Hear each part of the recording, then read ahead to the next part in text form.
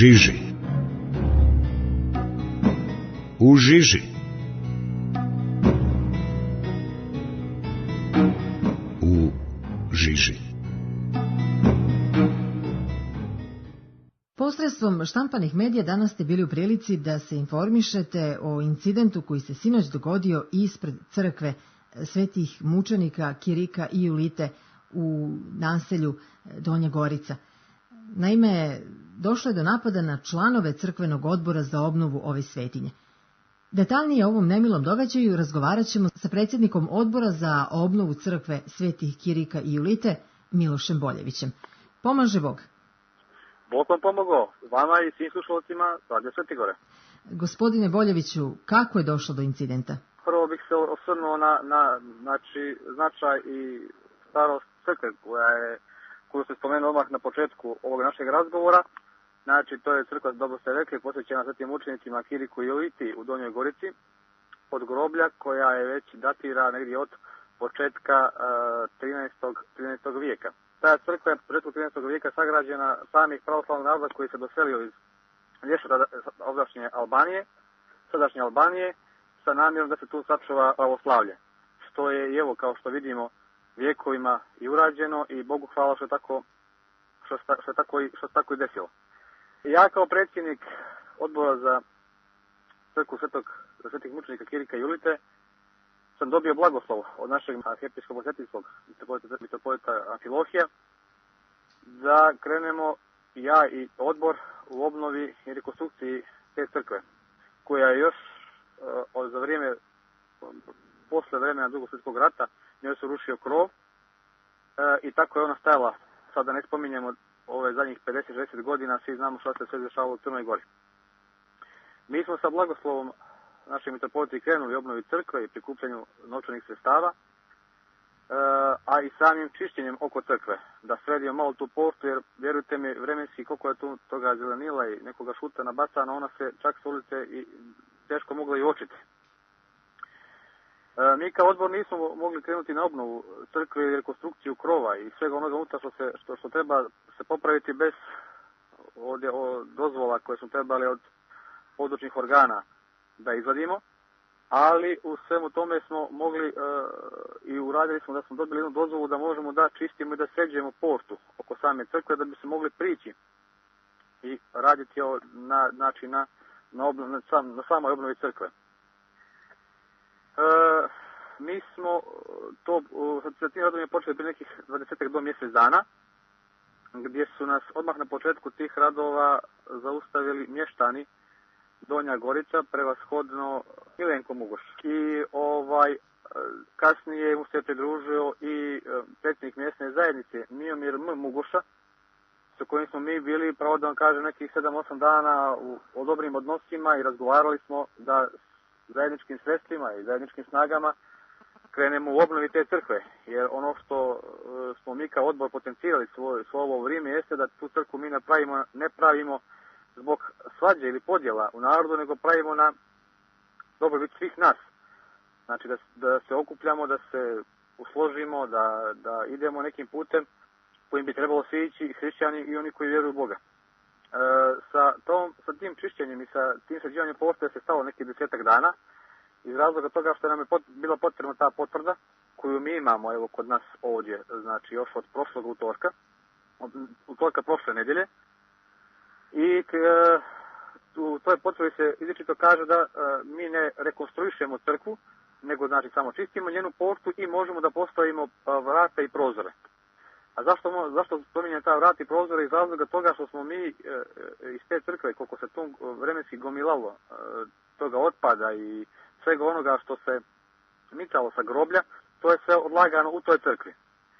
Nastojali smo da postavimo ta vrata iz razloga toga da se više u toj crkvi ne bi unosio taj otpad i da bi se mogli da ostavimo alatke, da ne nosimo svaki dan alatke gore dolje i da nam je to pri ruci. Juče negdje koje je bilo oko 18 časova, članovi odbora Zoran Marković, Milomir Rakonjac, Miloš Bulatović, ja kao predsjednik i naš pravni savjetnik kojega smo mi upunomoćili da nas zastupa pred zakonom ovdje u Crnoj Gori, to je Božo Milonić, smo krenuli sa postavkom tih vrata i toga prozora. Mi nismo htjeli tu ništa drugo raditi osim toga da zatvorimo crkvu, da nam ne bi se unosilo ovo što sam rekao malo prije. Ja sam bio na samom početku radova, znači doveli smo kabel gore, doveli smo struju do crkve, izbacili smo vrata i prozore gore kod crkve i ja sam napustio mjesto rada jer sam imao neki neodložive privatne poslove koje sam morao završiti nekih pola sata, 45 minuta.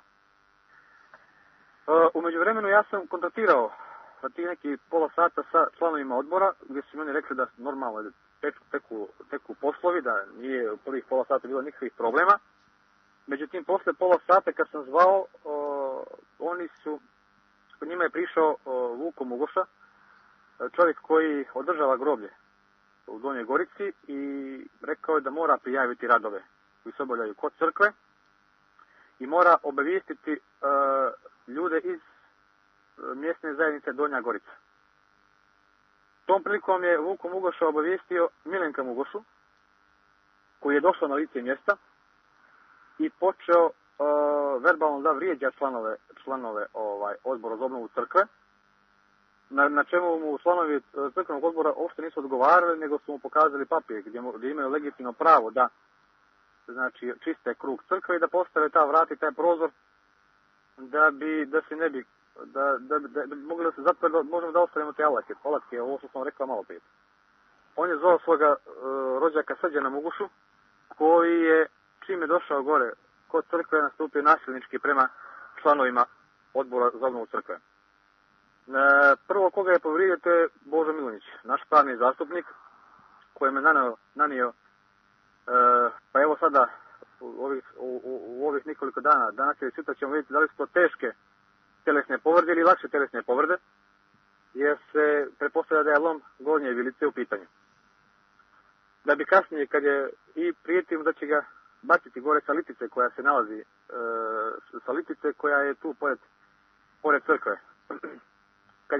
Kad je završio to i povrijedio Boža Milonića i ostavivši ga onako ispod sebe da leži, ušao je i obračunao se sa Zoranom Markovićem, znači isto članom odbora za obnovu crkve, i tim putem nanio isto lakša tjelesna povreda, samim tim što mu je gornju usnu, mogu da kažem, pocijepao ili jedan dio mesa otkinuo, a to se i ustanovilo posle u kliničko-bolničkom centru ovdje gdje je Zoran Marković i zašiven, a i može se vidjeti ta njegova rana. Znači, tu su bili još Milomir Rakonjac, isto član odbora za obnovu crkve, i bio je Miloš Bulatović. Milomir Rakonjac je pretrpio isto udarce od strane Milenka Mugoše, znači Milenko je Mugoša taj koji je prvi došao, ali nisu odgovarali na sve te provokacije i nisu odgovarali na sve te udarce sa njihove strane. Članovi odbora su, dok se sve to dešavalo, Miloš Bulatović je pozvao policiju i policija je došla negdje pri kraju tih nemilih događaja. Sama policija nije učestvovala nije na stranu članova odbora, a članovi odbora su samo htjeli i zahtijevali od policije da im izađu u susret da pokupe alat, onaj sa kojim su radili, i postavili vrata i prozore. U jednom trenutku to su oni nekako uspjeli da pokupe i da se sklone iz crkve, jer sve se to dešavalo u krugu crkve nekih metar, dva i u samoj crkvi. Da ne bismo i mi kao hrišćani, tako, pravili neki problem u samoj crkvi, to je ipak sveto mjesto, oni su se povukli i pošli kućama. Na tom mjestu su stali, znači, Milenko Mugoša i Srđan Mugoša i još nekoliko mještana Donje Gorice, zajedno sa ova dva policajca koja su došli po našem pozivu. U tome trenutku, dok su članovi našeg odbora već odlazili kućama, došao je naš paroh, sveštenik, otac Đuro Tomović, koji je htio da vidi šta se dešava sa članovima odbora i da vidi da li je neko povrijeđen, da li ima povrijeđenih, da vidi kakva je situacija, da smiri malo stvari. Ipak on je sveštenik i tu je da sve nas vodi tim putem smirenja. Na što je naletio na velike verbalne i uvrede i provokacije provokacije od strane ovih mještana, a na sve to, vjerujte mi, ova dva policajca uopšte nisu reagovala. Jedan se stvarno našao među tim mještanima koji je oca Đura Tomovića izveo preko toga groblja, sa druge strane i tako je oca Đuro i Tomović i napustio sve to i pošlo se mi našli na sastanku. Ja imam zajedno ovdje kod Zorana Markovića, ovdje u kojem je posjećena bila ta vilica. I odatle smo kasnije krenuli prema bolnici i prema centru bezbjednosti, gdje su dvojica članova utvrđene ove povrede, a i morali smo posle podnijeti krivične prijave protiv njih. Vjerujte mi da je to sve sinoć trajalo do nekih, u stvari jutro, do nekih 3,5-4 sata izjutra, ali moram naglasiti i ovo, da su mještani, dok se sve to izdešavalo, skinuli vrata, to jeste skinuli i vrata i okvir od tih vrata i bacili ispod crkve, na šta mi imamo potvrdu, jer je Dnevna novina Dan, to ste rekli na početku, odmah sve to slikala i sve to objavilo novinama. Danas tih vrata nema, neko ih je sklonio ili ne znam šta je s njima, mi ne možemo prije ponedjeljka podnijeti krivičnu prijavu za nestanak tih vrata, ali ja bih volio da, i ja kad budem ovim putem, ako slušaju, ako znaju da ko ih je ponio da ih vrati, a opet to Bog se vidi, tako da ne bi bilo dobro sa njihove strane. Ta vrata će biti možda i ključnog dokaza, jer danas je nastavljeno suđenje ovdje po Podgorici, gdje su oni poricali da su Zoranu Markoviću, gdje je poricao da je Zoranu Markoviću nanio te lakše telesne povrede samim tim što mu je gornju vilicu, znači gornju usnu, ali da kažem pocijepao ili tako raskrvario, nego je nastojao da kaže da su to uradila vrata. Da su pala vrata na njegovim usnama. To će se ustanoviti u narednih 10 do 12 dana. Sudski vještak će da izlazi na terenu i da samim tim da pregleda sve one ljekarske spise sinoć koji su napravljeni u KBC-u. A što se tiče Boža Milonića mora sačekati još 2 dana da mu ovaj otok koji se nalazi na njegovoj desnoj strani malo da se snanji, da bi se mogli uraditi ovi snimci, ultrazvuk ili šta već, ja nisam u toku toga, jer još nisam s njima razgovarao. Upravo sad dok se razgovaram s vama, vidim tu da mi oni zovu, ali to ću obaviti tamo kasnije razgovor s njima, sad će poći kod njih kući. Ali moramo čekati i njegov snimak da bismo vidjeli da li je to lakša tjelesna ili teža tjelesna povreda od strane ovih mugoša. Planovi odbora ni u jednom trenutku nisu odgovarali na provokaciji ili bilo kako fizički ili verbalno odgovorili na sve ono što su oni istrpjeli od strane ove dvojice mugoša.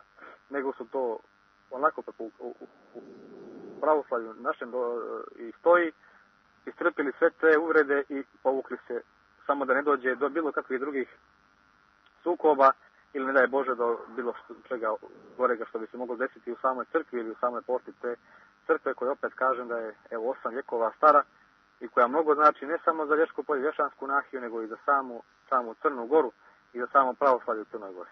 Gospodine Boljeviću, sa nadom u Boga da se ovakve stvari više neće dešavati, želimo vam svako dobro od Gospoda. Daći Bog. Hvala vam na pozivu i hvala što ste ispratili ova 2 dana sva ova dešavanja oko velikog hrama, znači ovdje kod nas u Donjoj Gorici, i nadam se da ćemo se opet čuti ova 2 dana da vam kažemo šta se sve dešava ovdje kod nas. Svakako. Zbogom. Zbogom, svako dobro. O incidentu koji se desio sinoć u Donjoj Gorici ispred crkve svetih mučenika Kirika i Julite, kojom prilikom su napadnuti članovi crkvenog odbora za obnovu ove svetinje, razgovarali smo sa predsjednikom odbora Milošem Boljevićem.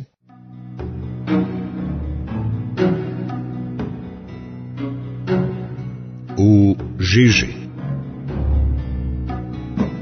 U žiži.